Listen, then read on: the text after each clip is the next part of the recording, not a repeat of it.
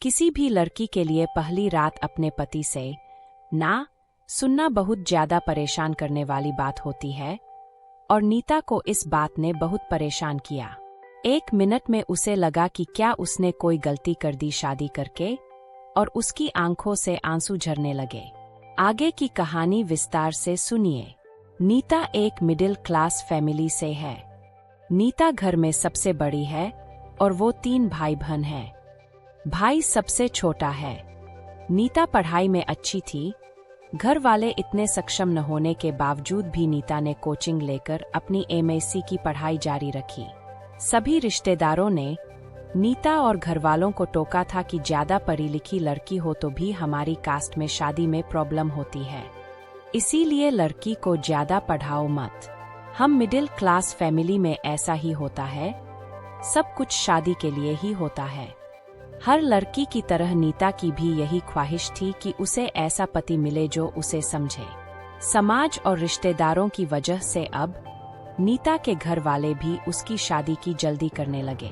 शादी के लिए कई रिश्ते भी आए, लेकिन जब कुंडली मिलाई गई तभी घर वालों को पता चला कि नीता की कुंडली में कुछ दोष है, जिसके कारण कहीं भी बात नहीं बन पा रही थी। बस इस बात से रिश्तेदारों को और बातें बनाने का मौका मिल गया था। कई रिश्ते केवल इसी वजह से ही नहीं हो पाए। लेकिन कुछ ही समय के बाद नीता की कुंडली रवि से मिली। रवि ज्यादा पढ़ा लिखा नहीं था। उसकी एक कपड़े की दुकान थी जिससे उनका गुजारा चल जाता था। जिस तरह का लड़का नीता अपने लिए चाहती थी, रवि वैसा तो नहीं था, लेकिन कुंडली मिल गई थी। नीता के पिता ने जब उसे रवि की तस्वीर दिखाई तो नीता को लड़का दिखने में अच्छा ही लगा, लेकिन उसका मन नहीं मान रहा था। इसीलिए पिता ने जब पूछा कि क्या करें, तो नीता ने कहा कि मुझे नहीं करना। मम्मी ने कहा, क्यों, क्या हुआ, तेरा दिमाग सही है क्या, तेरा इतना अच्छा लड़का है, ऐसे नखरे करेगी तो हमेशा यही बैठी रहेगी। पिता ने कहा, ठीक है बेटा, और ढूंढते हैं। जब रवि के घर वालों की तरफ से फोन आया यह पूछने के लिए कि हम आ जाएं, तो नीता के घर वालों ने कहा कि हम आपको बता देंगे।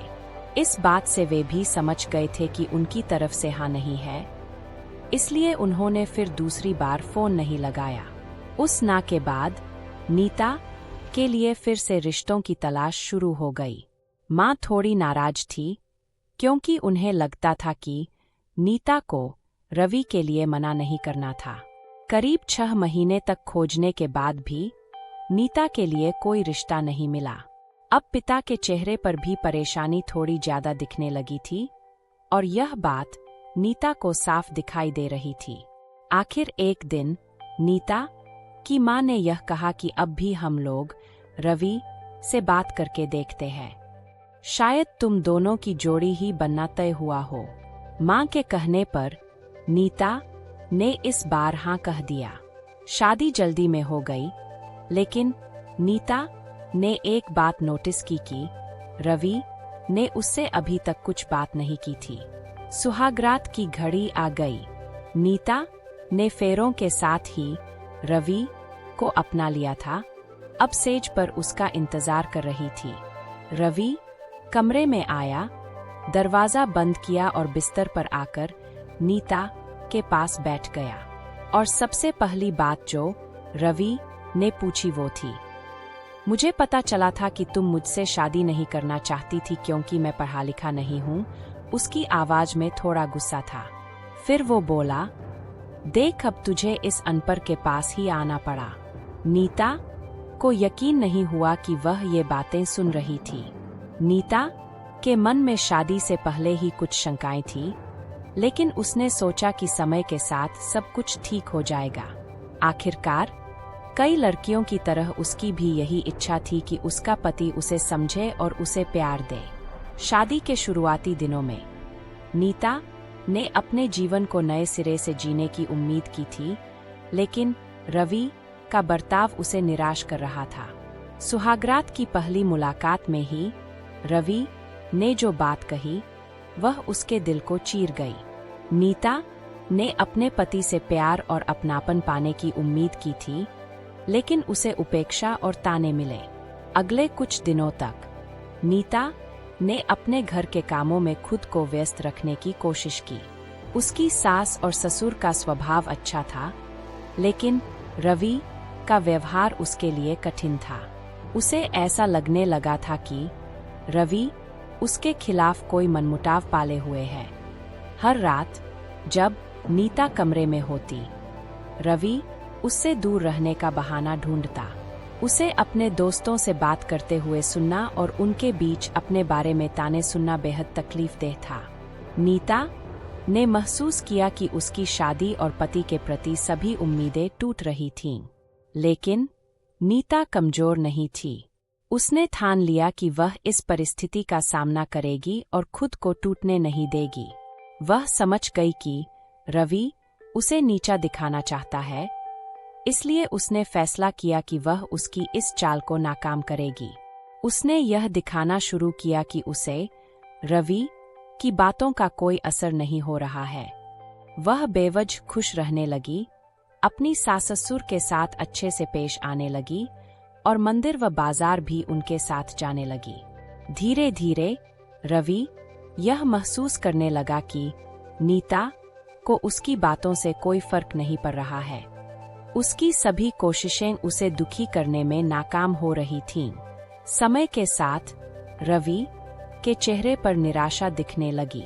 उसके दोस्तों से जो ताने सुनाए गए थे, वो भी अब काम नहीं कर रहे थे। इस बीच नीता अपने जीवन में एक नई दिशा की ओर बढ़ रही थी। उसने खुद से वादा किया था कि वह सिर्फ एक घर की नौकरानी बनकर नहीं रहेगी, बल्कि वह खुद को साबित करेगी। उसने घर के कामों में दक्षता दिखाने के साथ साथ अपने व्यक्तिगत विकास पर भी ध्यान देना शुरू किया। इस दौरान उसने यह भी सोचना शुरू किया कि कैसे रवि को अपने पक्ष में लाया जा सकता है। फिर एक रात रवि ने अपनी हदें पार करने की कोशिश की। वह नीता को जबरन बिस्तर की ओर खींचने लगा, लेकिन नीता ने इस बार खुद को रोकने की बजाय उसका सामना किया। उसने अपना हाथ झटकते हुए रवि से कहा, क्या कर रहे हो आप? उस दिन तो आपने कहा था कि आप मुझे छुएंगे भी नहीं, और अब आप यह सब कर रहे हैं। यह प्यार नहीं है, यह कुछ और है। रवि को इस तरह की प्रतिक्रिया की उम्मीद नहीं थी। वह घबरा गया। नीता ने उसे और भी स्पष्ट किया, मैं आपके साथ आई हूँ, अपना सब कुछ छोड़कर, लेकिन आपने मुझे कभी अपनाया ही नहीं। अगर आप मुझे नौकरानी समझकर रखना चाहते हैं, तो जान लीजिए कि मैं वह नहीं बनने वाली।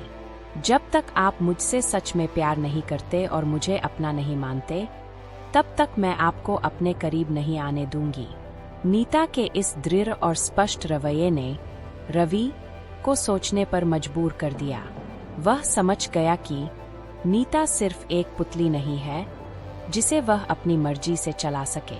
उसके मन में भी अपनी इच्छाएं और भावनाएं हैं, और उसे उनका सम्मान करना होगा। रवि की आंखों में उस रात बदलाव दिखने लगा था। वह जान गया था कि नीता के प्रति उसका गुस्सा और नफरत किसी गलतफहमी के कारण था, और अब उसे इन भावनाओं से आगे बढ़ना होगा। इसके बाद से रवि का व्यवहार बदलने लगा।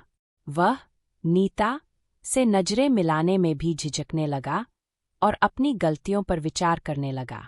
समय बीतता गया और शादी के 5 महीने बीत गए थे। नीता ने भी धीरे धीरे महसूस किया कि रवि के दिल में बदलाव आ रहा है। एक रात उसने रवि से कहा, चलो पुरानी बातें भूल जाते हैं और एक नई शुरुआत करते हैं। यह सुनकर रवि कुछ देर के लिए चुप रहा, लेकिन नीता के प्यार और सच्चाई ने आखिरकार उसे पिघला दिया। रवि ने धीरे धीरे स्वीकार किया कि उसने गलतियां की थीं और नीता से माफी मांगी। दोनों ने उस रात से एक नई शुरुआत की। अब उनके रिश्ते में विश्वास और समझदारी थी, और दोनों को महसूस होने लगा कि वे वास्तव में एक दूसरे के लिए बने थे। इस तरह नीता और रवि ने अपने जीवन में एक नया अध्याय शुरू किया। दोस्तों, अगर आपको यह कहानी पसंद आई हो तो इसे एक लाइक करें और शेयर करें और चैनल को सब्सक्राइब कर ले ताकि आगे आने वाली कहानी सबसे पहले आप तक पहुंच सके।